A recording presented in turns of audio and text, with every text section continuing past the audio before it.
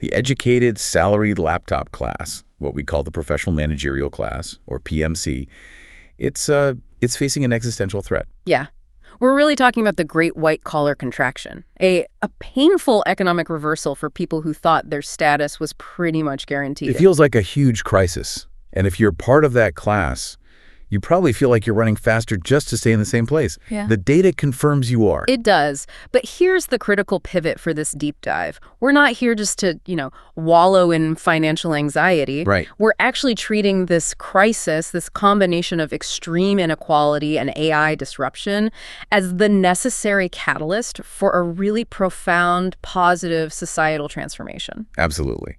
Our mission today is to connect this economic breakdown directly to a philosophical, a moral, and ultimately a progressive solution. One that's aimed at creating a just and happy world for everyone. We're synthesizing a critical analysis of how modern capitalism is, kind of self-destructing, with a visionary blueprint for the future. That's the progressive utilization theory, or PROUT, and the concept of the Sadvipra society. We're moving from just analyzing the problem to finding a practical, ethical blueprint for collective progress. Looking past the immediate pain to see the opportunity for a fundamental systemic upgrade. So let's start with the victims of all this upheaval, the PMC.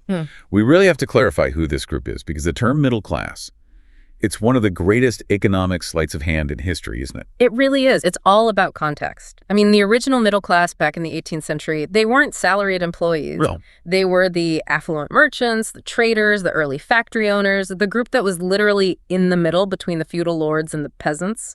They are, for all intents and purposes, the capitalist class of today. which means the modern PMC is a whole different beast. They came along later during the industrial age. Mm-hmm.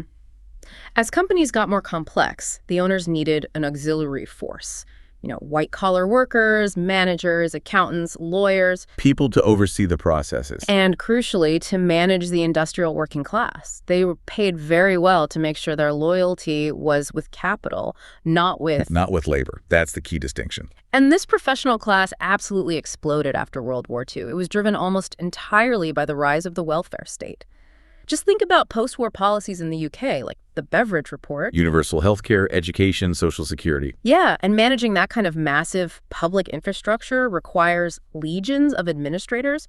You needed thousands of teachers, doctors, engineers, bureaucrats to run all the new public sector enterprises. So this is really the golden age of the public sector PMC. The statistics are just stunning. In the UK, the PMC shot up from about 15% of the workforce in the 1930s to nearly 25% by 1979. And here's the kicker. By the mid-70s, something like 70% of professionals in the UK were state-employed. Wow. And their ethos was public service. They were actually suspicious, even disdainful, of private money-making. Exactly. But then came the seismic shift, the neoliberal turn. We're talking about the policies that really took off under Thatcher in the UK and Reagan in the US. Starting around 79, 80.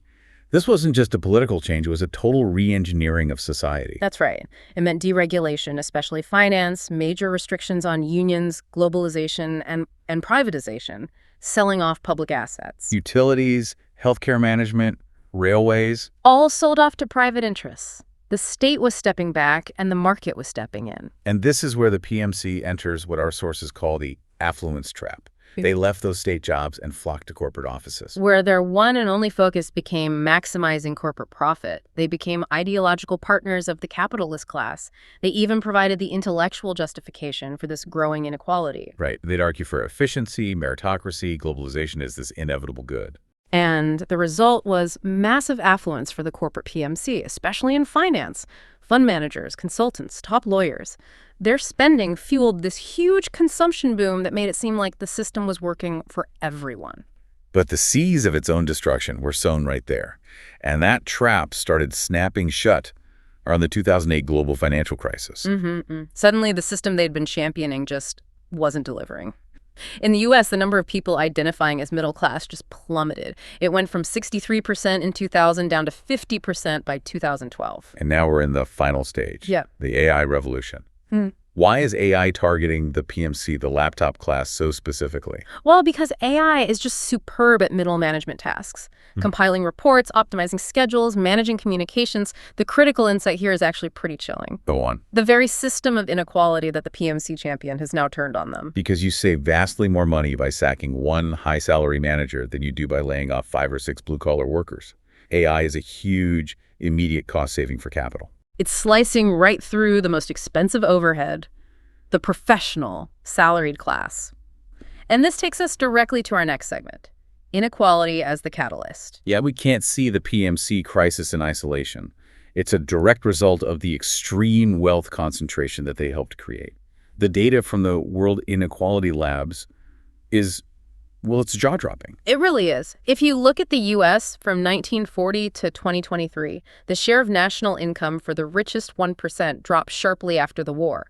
That's what fueled the middle-class boom. But then the reversal started in the 1980s. And by the mid-2000s, the top 1% share of the national income actually crossed over and surpassed the share of the entire bottom 50% combined. The entire bottom half of the country. Yeah. And that gap is still getting wider. And this isn't just a Western thing. You look at India, you see the exact same pattern. Reduced inequality until the 80s, then a violent spike upwards. It proves this is a global, systemic failure of modern capitalism. So what does this actually mean for the economy?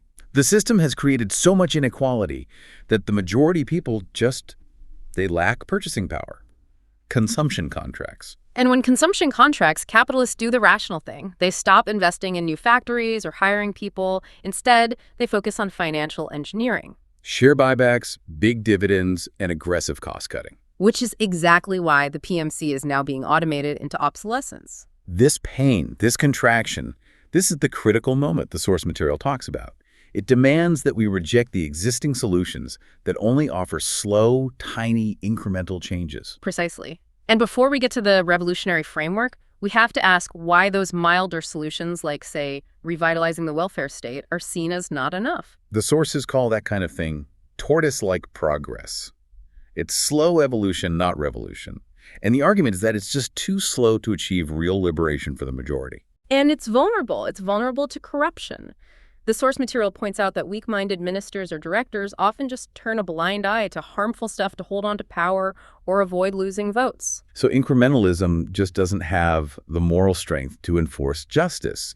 This systemic failure demands a radical, ethical, and structural replacement. Which brings us to the visionary Prout framework and the revolutionary role of what it calls the moral middle class. To understand this, we need to quickly go over the social cycle classes.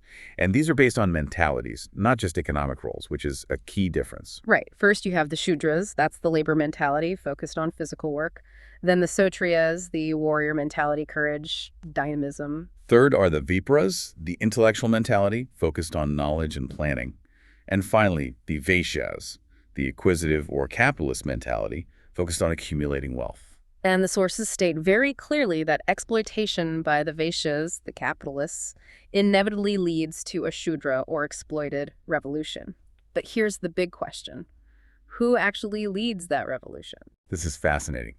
It says the revolution won't be successfully led by what it calls Shudra-minded Shudras, people who are easily manipulated by money or who avoid struggle. Right. It's a profound distinction between your economic class and your mental quality. So the pioneers, then, have to be Shudras, who are mentally Vipras intellectuals, or Kshatriyas, who are spirited warriors.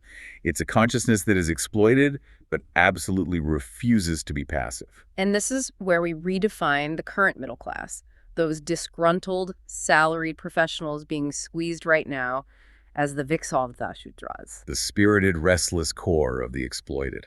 Exactly. They're the greatest critics of capitalism precisely because they have the intellect to see the system's flaws, but they don't have the capital to control it. That makes them a constant source of uneasiness for the ruling class.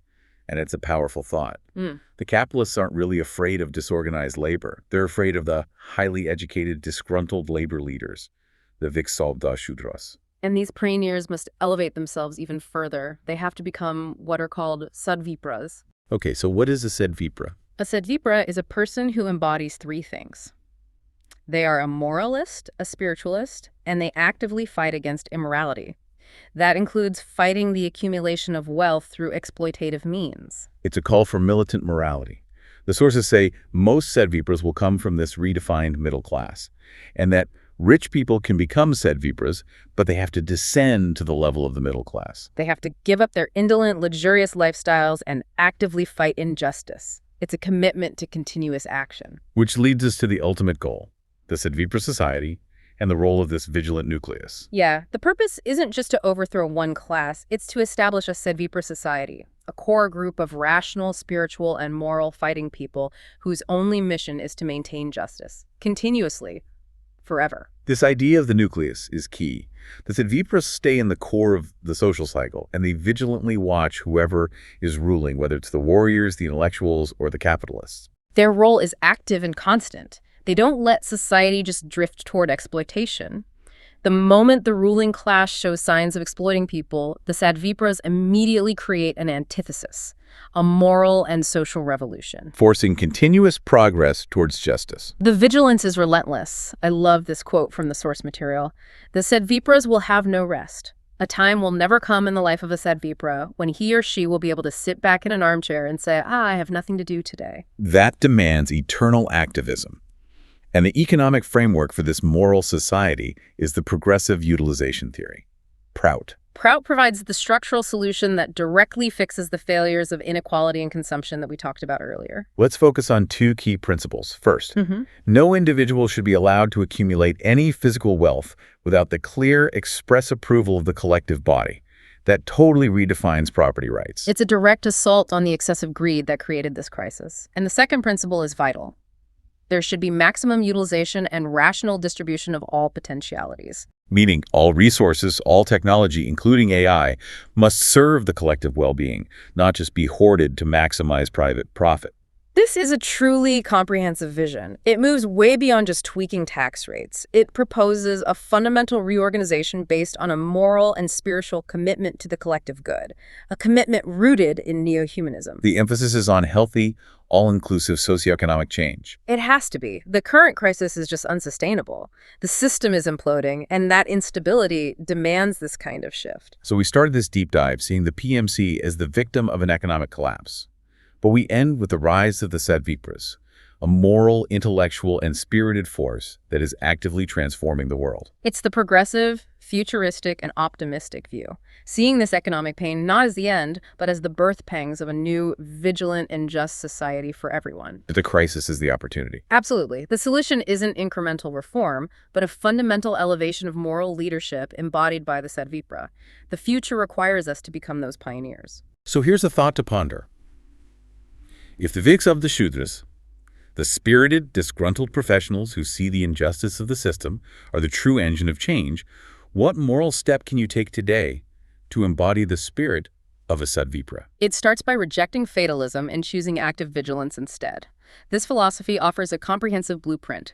We strongly encourage you to explore the source material on the progressive utilization theory, or PROUT. It's a healthy and all-inclusive socioeconomic philosophy based on neo-humanism. And if these ideas resonate, we encourage you to explore the Sadvipra's movement channel to learn more about how this truly moral and vigilant society can be built, starting today. We need this transformation to create a just and happy world.